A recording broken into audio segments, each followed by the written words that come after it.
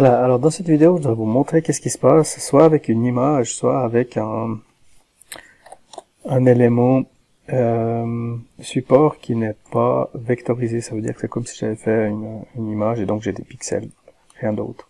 Même si c'est un PDF à la base, ça change rien la situation. Ici, j'ai même pas le bouton pour afficher les pixels.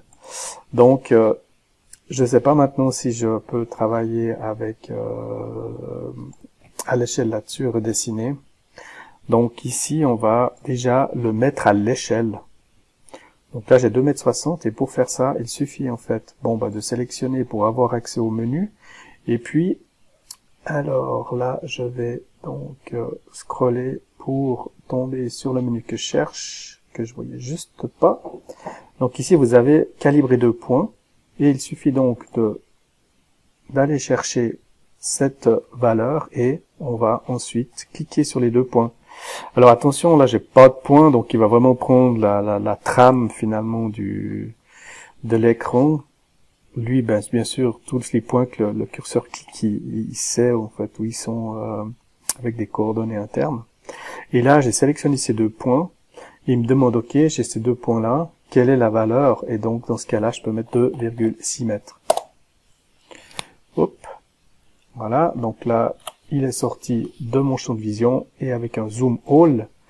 Donc, j'ai pris le zoom all ici en haut, ou la touche clavier, plus petit que à côté de la touche majuscule.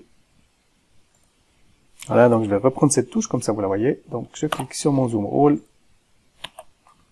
C'est cette touche-là. Quand vous avez un élément, soit qui est pas dans le bon zoom, soit qui sort de l'écran, vraiment une touche très pratique pour tout retrouver bien devant le nez à la grandeur optimale par rapport à l'affichage que vous avez.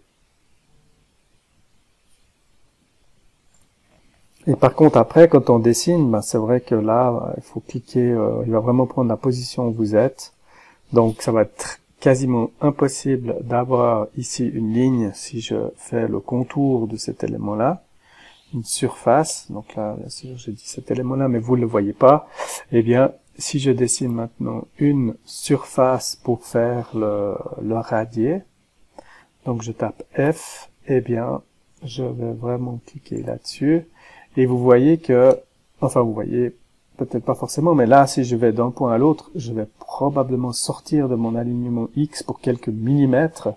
Donc si on veut vraiment après être en orthogonal, en tout cas entre les lignes dessinées, n'hésitez pas à taper les touches X pour vraiment aller en X, les touches Y pour vraiment rester à 90 degrés et aller en Y, etc.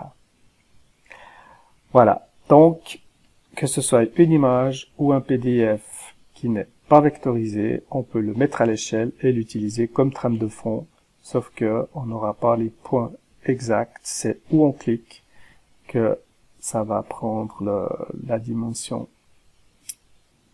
réalisée.